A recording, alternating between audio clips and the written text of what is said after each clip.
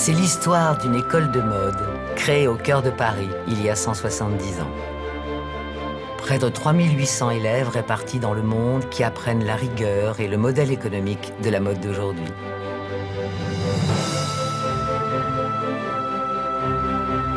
Aucune école ne peut se vanter d'une telle longévité, d'une telle reconnaissance internationale.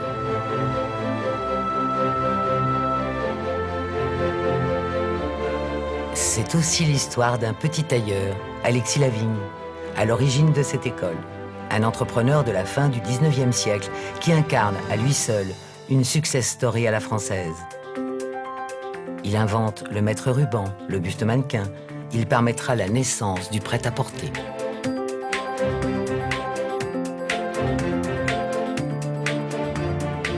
C'est enfin l'histoire d'un défilé unique, présentant 170 modèles créés par des élèves venus de 14 pays différents. Un défilé avec ses répétitions, son adrénaline.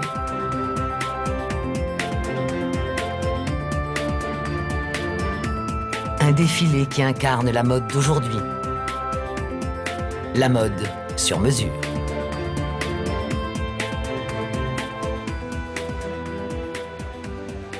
Le cours de modélisme de 3e année, dirigé par Sandrine Delumeau.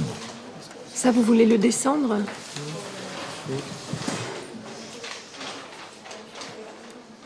Alors, on va mettre des épingles pour voir. Cela fait 8 ans que cet ancien élève d'Esmode a décidé de transmettre la mise en volume à partir d'un dessin à plat. Son cours compte une trentaine d'élèves. On apprend à y travailler les tissus mailles. Alors, ce que je recherche avant tout, c'est d'éviter tout formatage. C'est de transmettre une passion, de transmettre le goût de la recherche, le goût de la remise en question, le goût d'une certaine quête d'excellence, aussi dans l'exécution, et surtout à ce que leur collection leur ressemble le plus possible. En fait, j'essaie de les faire travailler pour extraire leur véritable personnalité, parce qu'ils sont dans un processus d'élaboration, et quelquefois, à force d'être dans l'élaboration, ils n'ont pas une vision panoramique et globale de leur travail. Avec eux, je fais presque un travail d'editing, si vous voulez, de façon à ne retenir que ce qui est essentiel et ce qui constitue leur ADN. Disons que le souci majeur, c'est pas que ce soit réellement portable, mais c'est qu'il y a un équilibre assez harmonieux entre la force de la créativité et le fait que ça puisse être effectivement endossable, portable, non pas forcément au quotidien, parce qu'on ne les attend pas pour ça au niveau de l'école, si vous voulez. Ils ont la chance encore de ne pas être dans une structure qui leur impose des plans de collection, un cahier des charges. Donc au contraire, je privilégierais plutôt la créativité, mais après, il ne faut pas que ce soit un acte gratuit. Des baleines. La robe-cage est très discutée. C'est trop lourd, ça. C'est trop lourd, ça tombe complètement. D'accord. Voilà, il faudrait maintenir chaque baleine avec des fils invisibles, tu sais, pour que ça tienne régulièrement comme une cage, quoi.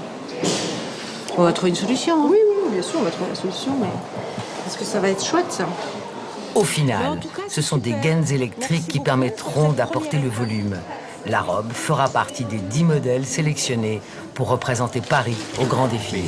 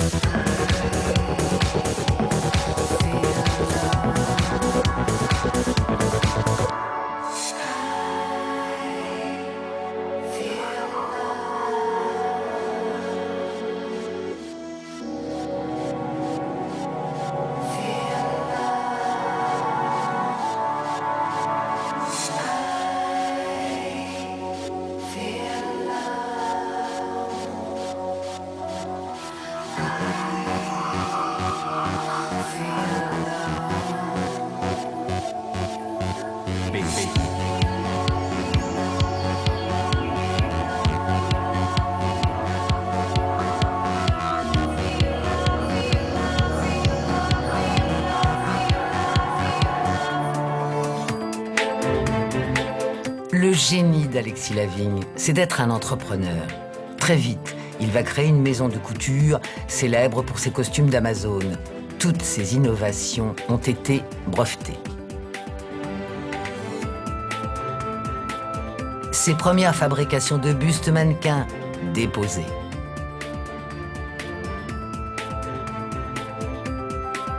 Le fameux maître ruban qui l'a imperméabilisé, déposé. Jamais il n'oubliera de faire commerce de ses inventions, ni de les protéger. Alexis Lavigne était un véritable homme d'affaires. Ce sens du business, il va le transmettre à sa fille, Alice Guerre-Lavigne, qui va reprendre le flambeau. L'école a déjà 40 ans d'existence. Alice décide alors d'ouvrir son enseignement aux différents métiers de la mode, tout en conservant une technique qui était à l'origine celle des tailleurs.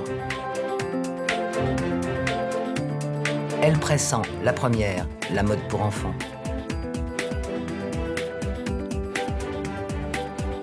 Et surtout, elle comprend le nouveau mode de vie des femmes, devenues actives pendant la Première Guerre mondiale. Alice publie un premier manuel de lingerie en 1917. C'est une des premières à aider à réaliser et créer le soutien-gorge. Comme son père, Alice était une visionnaire.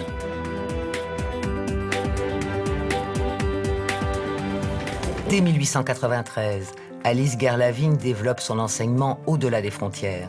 Sa méthode est adoptée dans 40 écoles nationales et internationales. Livres, cours par correspondance, émissaire parisien mandaté, sa méthode à elle aussi est un succès.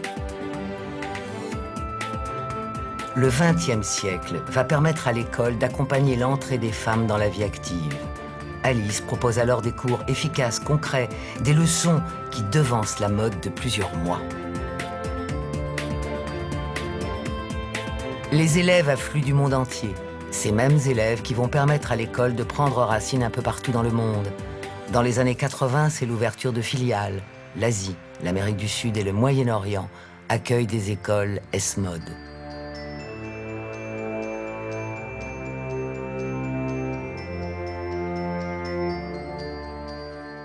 Durer dans ce métier, il faut avoir du ressort aussi. C'est comment on rebondit, même quand on est dans la super merde, quoi. Enfin, voilà, parce que c'est...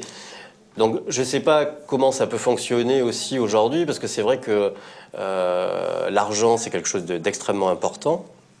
Je dirais que c'est le carburant. Mais en même temps, comment dire, ça développe aussi une autre créativité aussi. C'est-à-dire que tout d'un coup, c'est quelle idée on va trouver pour être encore là, pour exister. Parce que malgré tout, c'est aussi de la communication et c'est aussi du marketing, quelque part. Pour l'été 99, on avait fait une jupe en tulle avec 24 couches de couleurs différentes. Et comme je déteste jeter, on avait gardé tout ça dans des grands sacs poubelles. Et en fait, je dirais que pour fuir un peu l'atelier où à l'époque il y avait une dizaine de personnes, je me suis réfugié dans mon bureau avec ma petite machine à coudre et je me suis dit, tiens, si je m'amusais un peu avec ces bouts de tissu. En fait, j'ai appelé ça la compression en hommage à César. Donc c'est du tissu qui est froissé directement sous la machine et qui est piqué en même temps. Voilà, et en fait, c'est des morceaux qui sont mis directement sur un mannequin en bois, épinglé, et au bout d'un moment, ça forme une robe. Voilà. C'est un vêtement très très spectaculaire, donc que je vais également mettre au soleil vers 17h et qui sera totalement lumineux sur le podium. Voilà, parce qu'il est fait avec un tissu photoluminescent. Donc vous voyez, il y a un travail très précis, une espèce de sculpture. C'est très joli comme travail. Et le fait qu'il soit luminescent, ça va vraiment apporter quelque chose d'un peu étonnant pour le final du défilé. L'école met en avant les particularités et l'univers de chaque étudiant.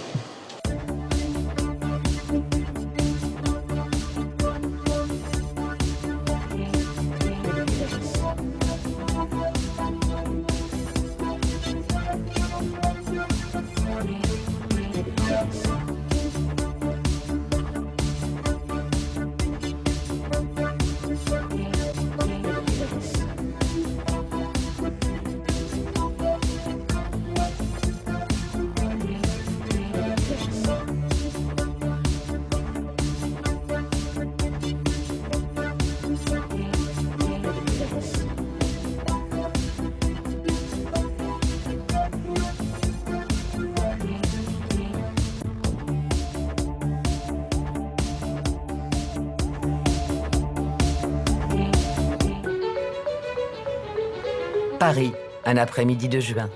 Aujourd'hui, la mairie de Paris a décidé d'honorer le fondateur de l'école, Alexis Lavigne, via son successeur, Satoru Nino, en lui remettant une médaille d'argent. Satoru Nino, japonais, est un ancien des Small. Cet homme est aux commandes de l'école depuis 1996. Depuis, il n'a cessé de mettre en valeur les jeunes créateurs qui sortent de son établissement. C'est un de mes élèves, un de nos élèves, qui a créé ce chimus et pantalon. Certainement, il a inspiré une chaussette japonaise. Voilà, le système de fermeture. Voilà. De chaussettes japonaises. Cette cérémonie est un acte symbolique et l'homme d'affaires profite de l'occasion pour rendre hommage à l'entrepreneur du 19e siècle. C'est un homme incroyable. Il est précurseur, inventeur, éducateur. C'est formidable. Il est vraiment un multi-talent. Retour au défilé pour le grand final.